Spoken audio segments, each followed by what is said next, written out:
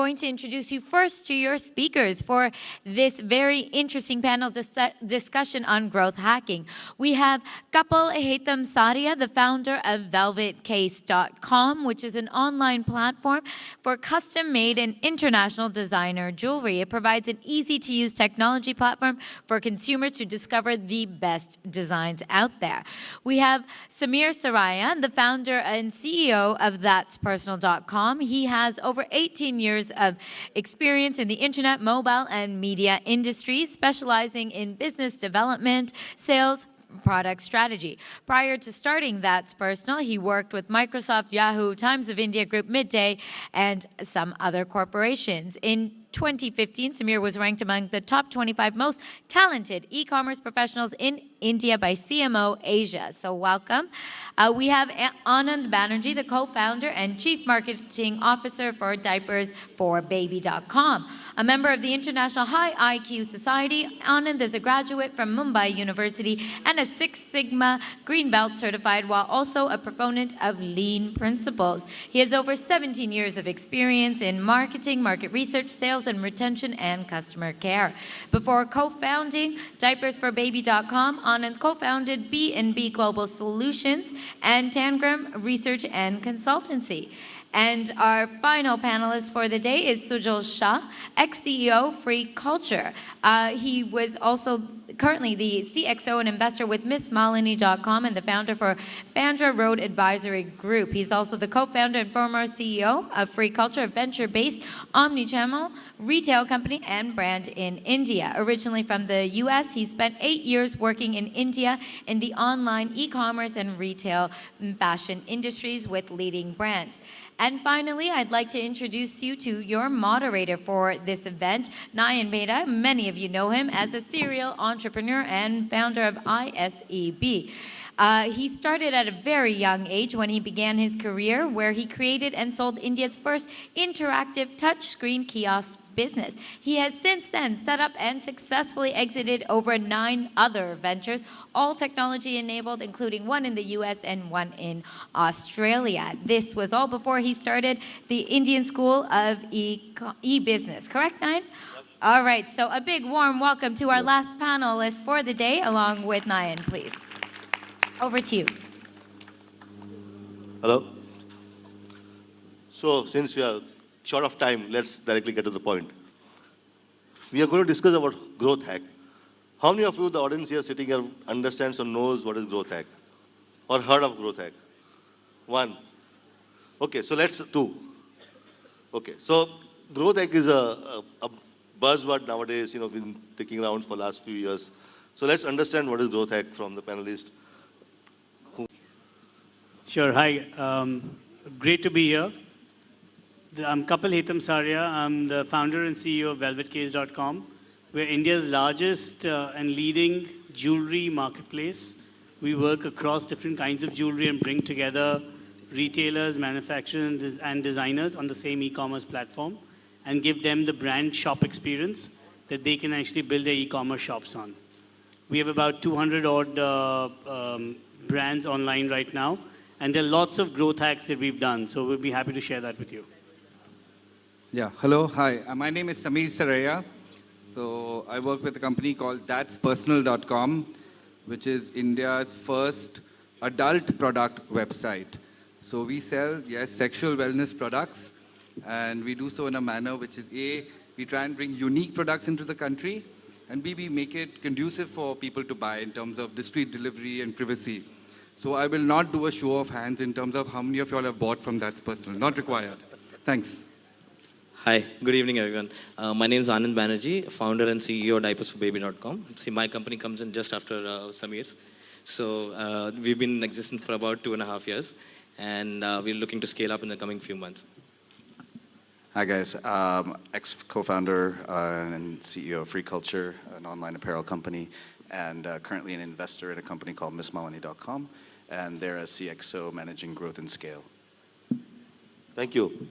So yeah, we want defining growth hack. And there's a lot of confusion around growth hack. Is it a marketing subject, or is it technology, or is it something to do with product?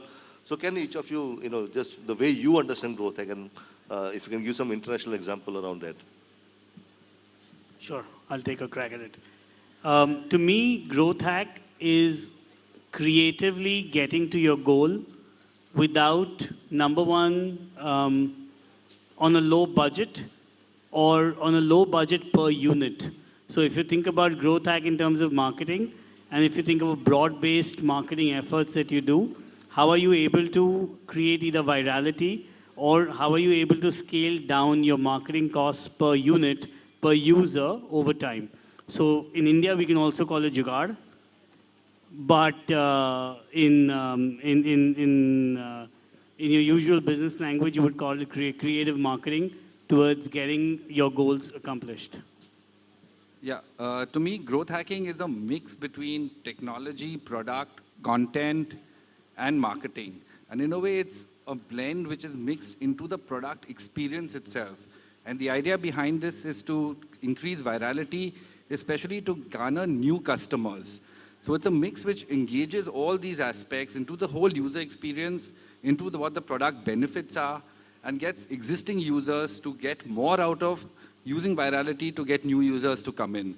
And one of my favorite examples of this is Dropbox.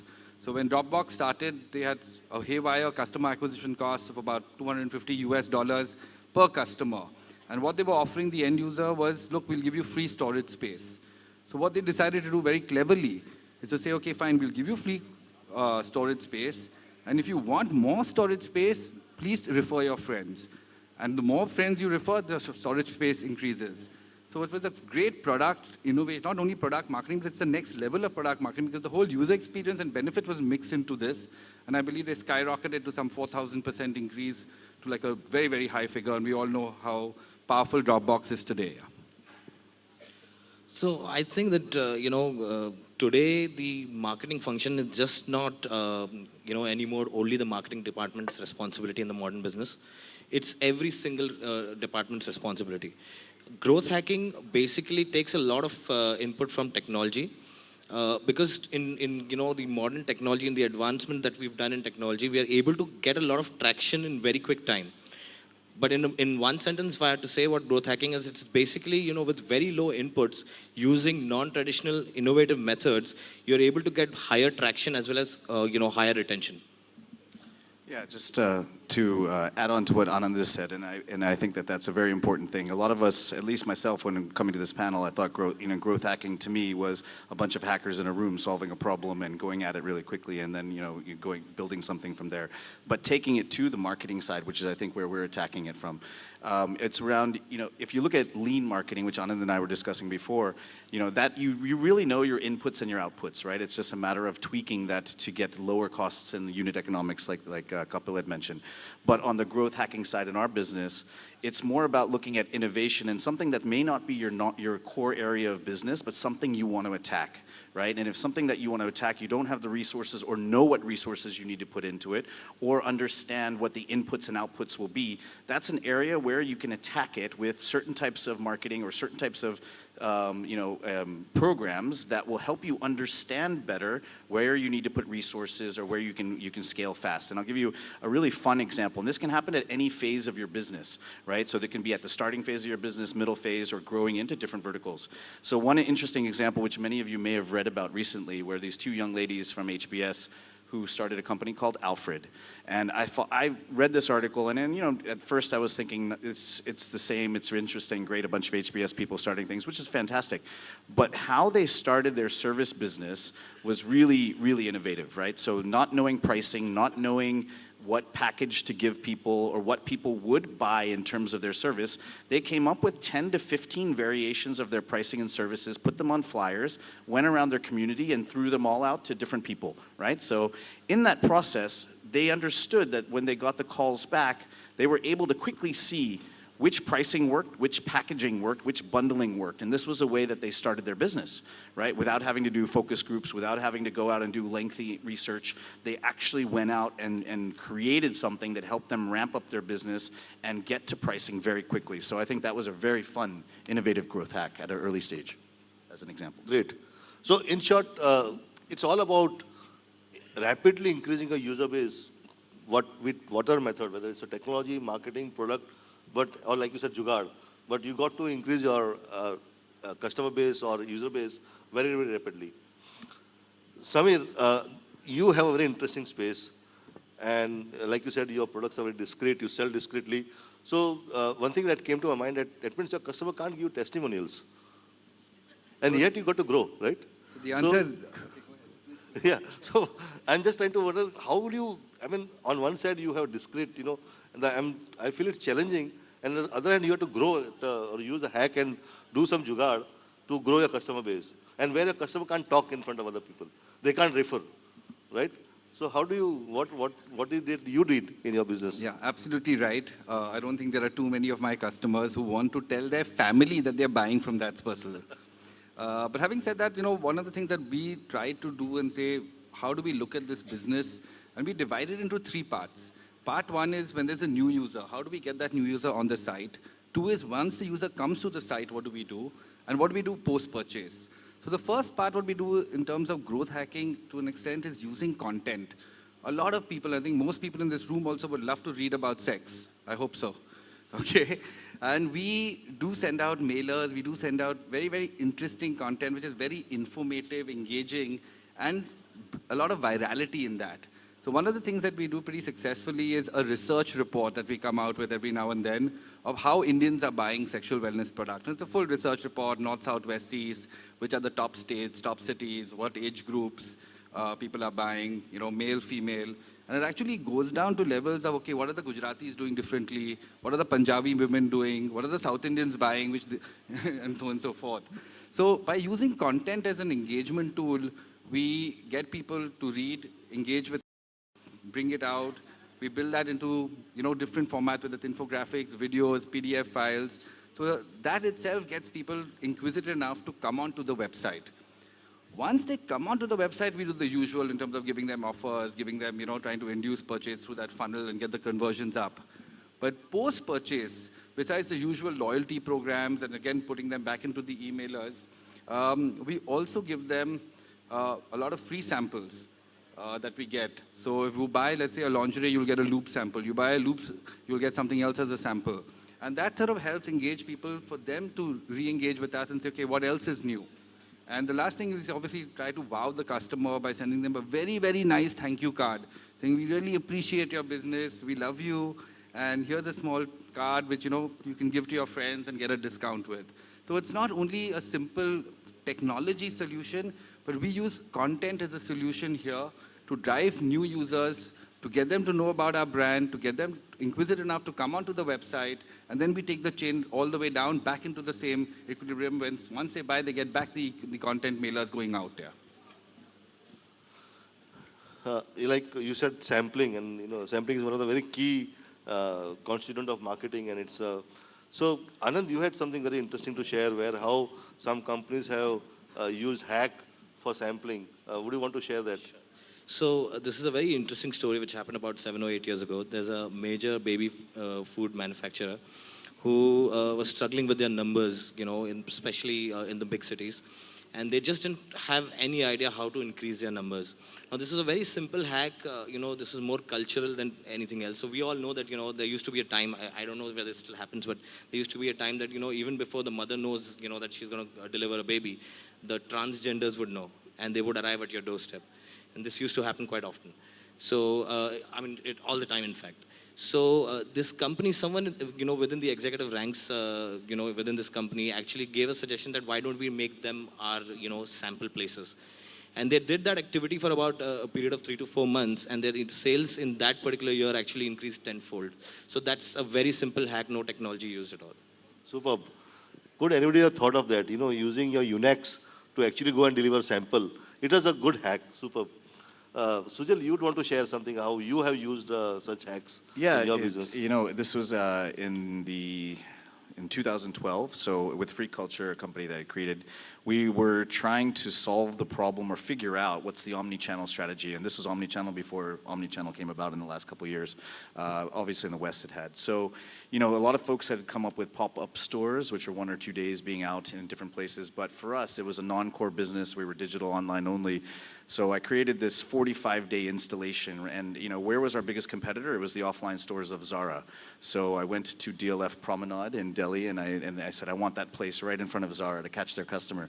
The answer was no, no, no, no, no. We made it happen. We set up a 400 square foot installation for 45 days right in front of Zara, and Zara was obviously pissed off. But the amount of data, number one, the customer integration, I spent 10, 12 hours a day there, meeting customers and talking to them, seeing our technology and what's wrong and how the customer perceives our technology.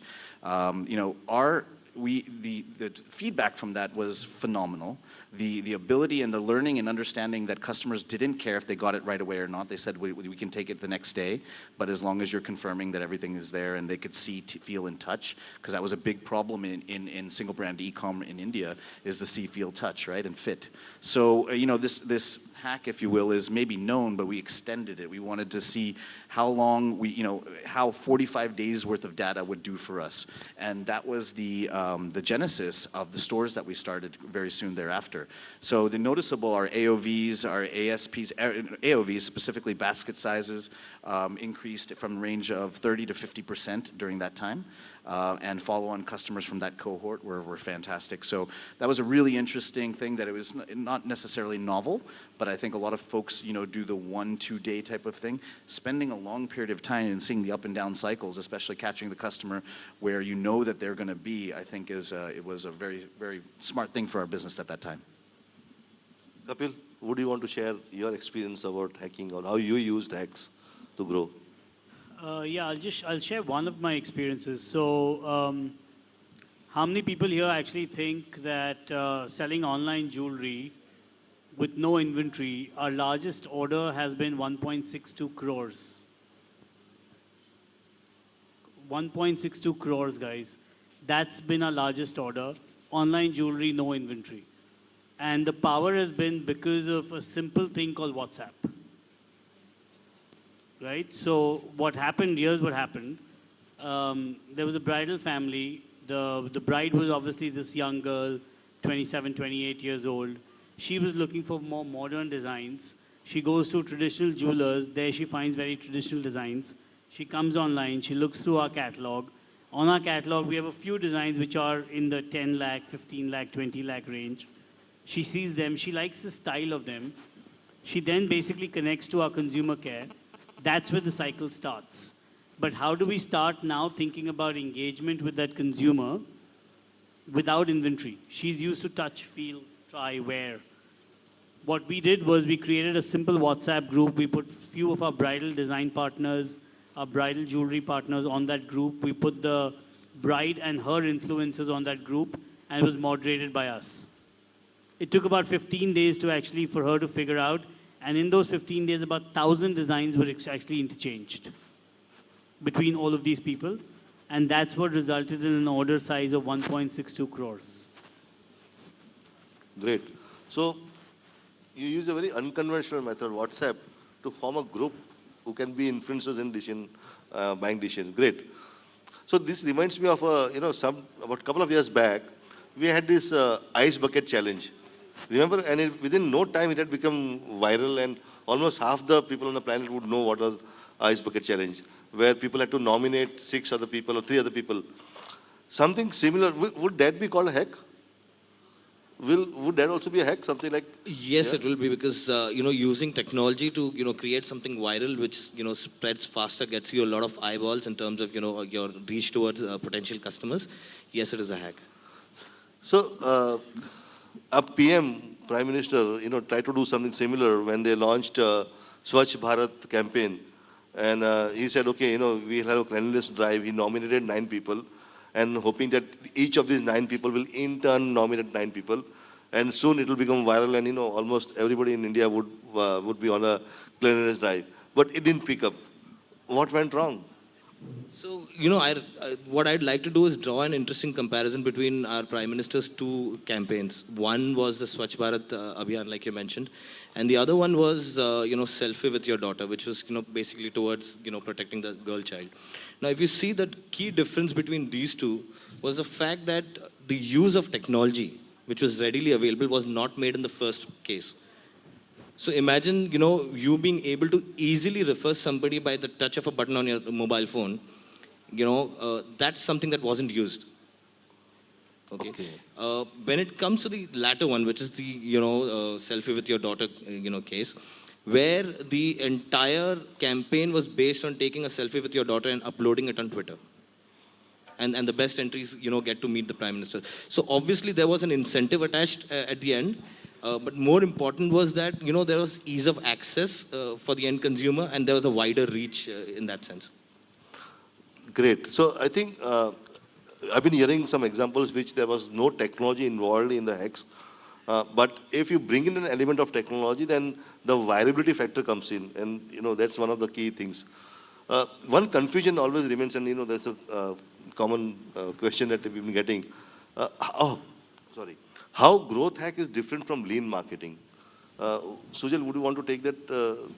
I can try. Anand can also probably jump in. But yeah, as I said earlier on, I alluded to, was the fact that, at least in my mind, growth hacking is really, the way I look at it is really around trying to solve a problem or innovate around something or attack something that is, like I said before, maybe not your core business to date, right? So, when you know what your customer goals are and you know what product you're selling and you know where you want to get to target these folks, there are many tools that you can use to do that. I think lean marketing brings into how can you do that efficiently and how can you do that with the least amount of money and maybe in non-traditional formats to help you do that. Your ROI being high and your cost being low. Growth hacking is almost like, in some ways, and it's a very broad topic, but in some ways in my mind, it's more about not knowing what the answer is, right? Throwing the problem to a larger set of people and throwing that problem to people who may be subject matter experts or opening it up to minds other than your own and letting them attack that, right? So the traditional technology growth hack was just that, right? Getting a bunch of smart programmers in a room and saying, attack this problem. And I think that mentality taken to our personal marketing goals in business and expanding our business, that's how I look at growth hacking from core tech perspective. Anybody else would want to, Samir? Yeah, I think lean marketing is basically marketing with less funds or less money, whereas growth hacking is more about integration of marketing, product, technology, content, user experience into the overall product itself. And I think lean marketing still revolves around using traditional media, ad spends, and trying to optimize it to the best possible. Here, we're talking about something which is absolutely skyrocketing in terms of building users and, really growing, yeah. Would you want to add something, or? Just in one sentence, I would just say growth hack to me is innovation.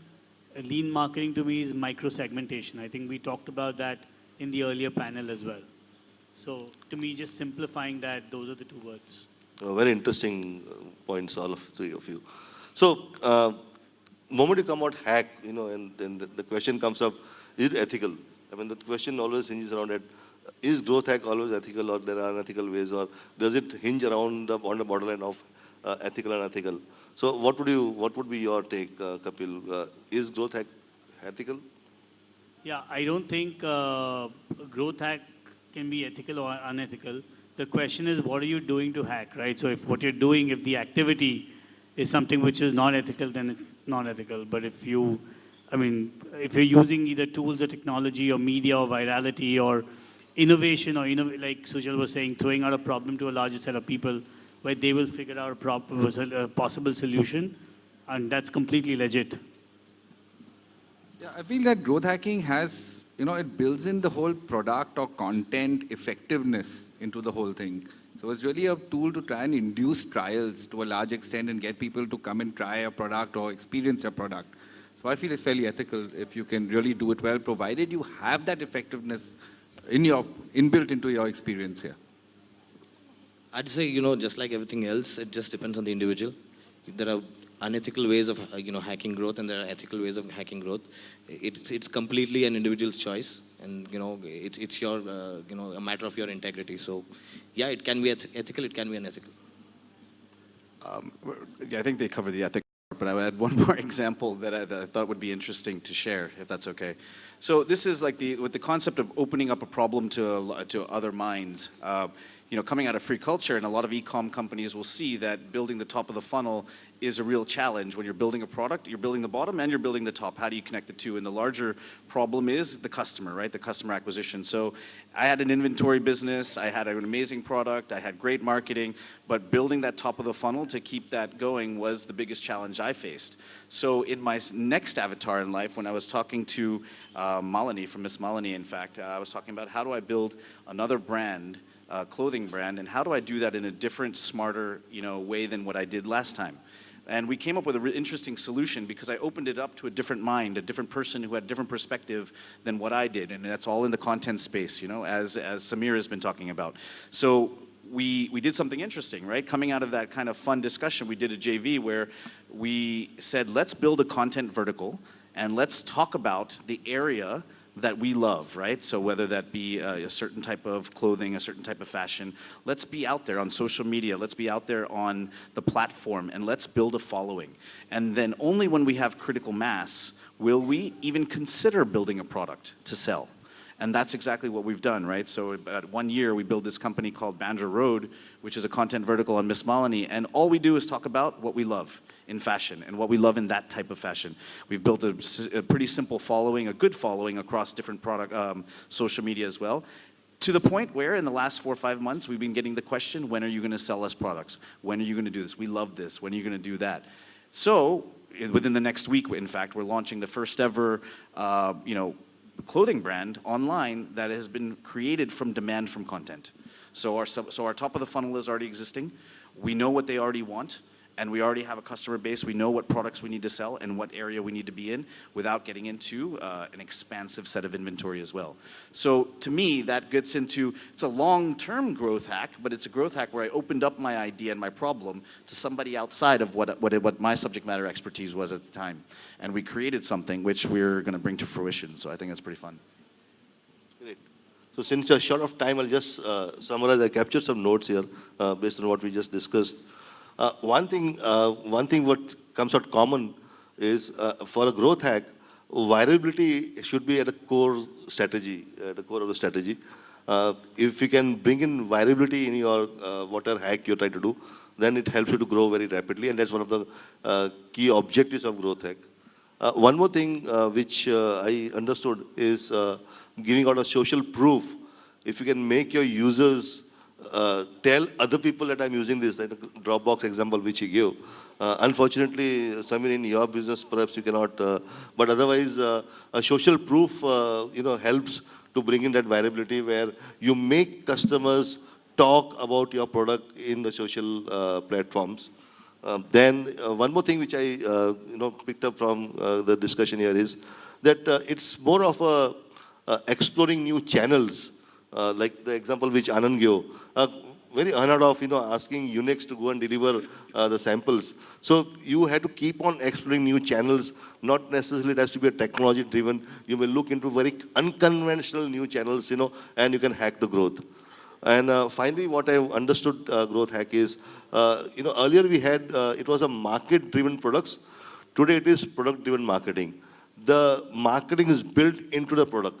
For example, one example which I came across my mind was Uber, where once you take a taxi ride, then you get a voucher to be distributed to your friends, and they even can take a ride and get a discount. So you are, actually helping Uber to spread the and making it viral. Okay, so it's built into the product. Moment you don't have to, no call center, nobody calls you, no, you don't have to go and do something. Moment you complete a ride, you get a vouchers. So the hack is built into the product. Something similar what LinkedIn did. You just reads your email and sends a mail on your behalf that, okay, connect with me. So these are some of the growth hacks which are built into the product, and that's why a product-driven marketing, I would say. Interesting discussion panel. I will now open for the questions. My name's Tabish. I'm the CIO for a retail pharmacy chain. And I must admit, I was really looking forward to this particular session, Growth Hacks, right? So quick question would be, and this is for all four of you all, how big a part is ad tech of, the growth hack side of things of any business, especially when you're starting out. And, in the case of your website, that's personal.com, right? I mean, where you can't really go all out advertising and stuff. So ad tech, does it form a very big part of it? Or where does it play in your scheme of things, if I could have that kind of, yeah? No, so you're right. There are challenges in this segment in terms of advertising. So there are guidelines that Google has, there are guidelines that Facebook has, and that sort of drives you for further innovation and thought process and say, okay, what can we do differently? And one of the things we realize, obviously, is content. Content is huge. Apps are huge. Humor is huge. C2C content is fantastic. Right? People love to read about this. People love to participate, especially in an anonymous way. So in fact, Nayan, when you ask me, do people write reviews? We do get reviews, and we sort of respect the privacy of those reviews, but we don't really publish the name. You can put on, a nickname and so on and so forth, and it really helps. But yes, so I mean, to an extent, yes, we are challenged by that, and that makes us and forces us to think differently. And that's how we look and think, okay, what else can we do differently, innovatively, to really build that audience and to build that customer, to induce trials, without using the traditional forms of marketing, yeah. Okay, I want to make a comment on that. So, it really, in my mind, it depends. Sorry, what was your name? Okay, Damish. It's really important to define whether you are building a brand-led business or a store.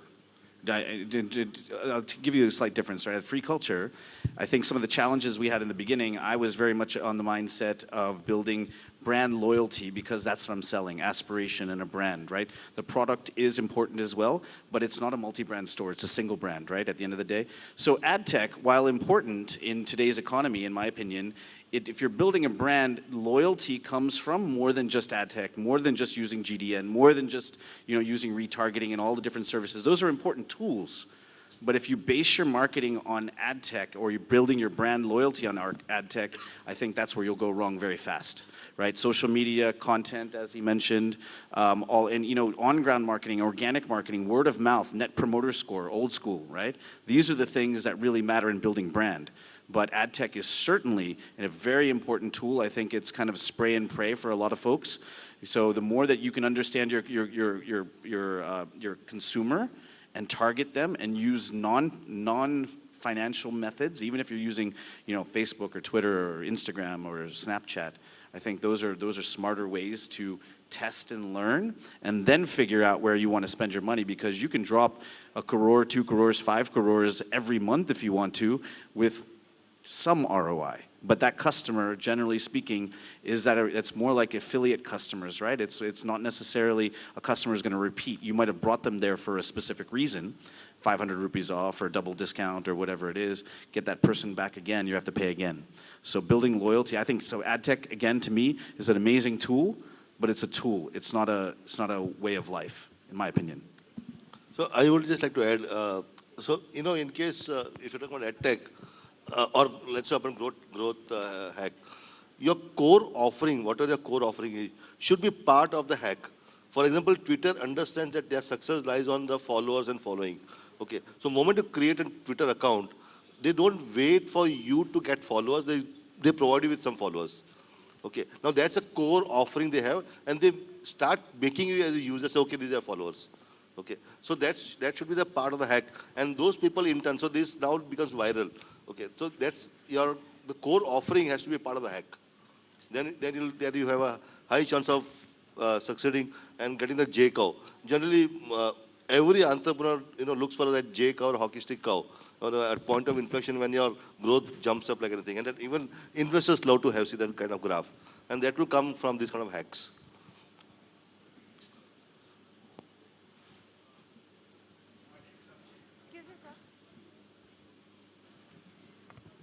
Yeah, so everyone spoke about content to make for growth hacking and making content viral. My question is to Mr. Sujal, how do you define your content strategy for different cohorts? And when you started building this brand, did you first define the cohort and then start building content, or it was a trial and error based on analytics? And so how did that go about? Very good question. I'll try to keep it very short. In the first avatar, during Free Culture, this was still at the nascent stages, right? So we didn't use a lot from the content strategy was more organic and not tied to cohorts. But in today's economy, we've used content in this JV that I'm doing with MissMalini for Bandra Road.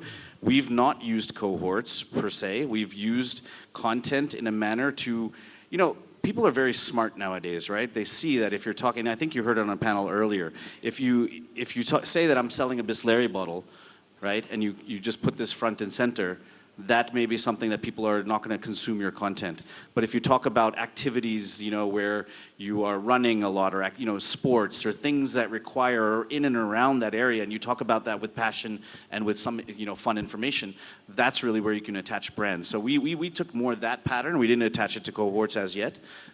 We looked, or analytics from that perspective. We looked at taking your passion of what your brand is and what your concept is, putting it out there in a way that's non-invasive, that's not selly or salesy, right, at the end of the day. Trying that first. Now, when you get uptake or feedback, or people follow your profiles or do all of those things, that's the data that you use, right? That's the data that you use to say, all right, these are the people I'm going to target first, right? Looking at your comments, looking at ORM, all of these different things. So I think that's my cue to stop. But essentially, I don't think it's data-driven first. I think you really got to go out with passion, and then you link the data to it. All right, thank you so much, gentlemen, for sticking to the timelines, being so incredible, and for sharing all those experiences. Please give them a big round of applause. Thank you.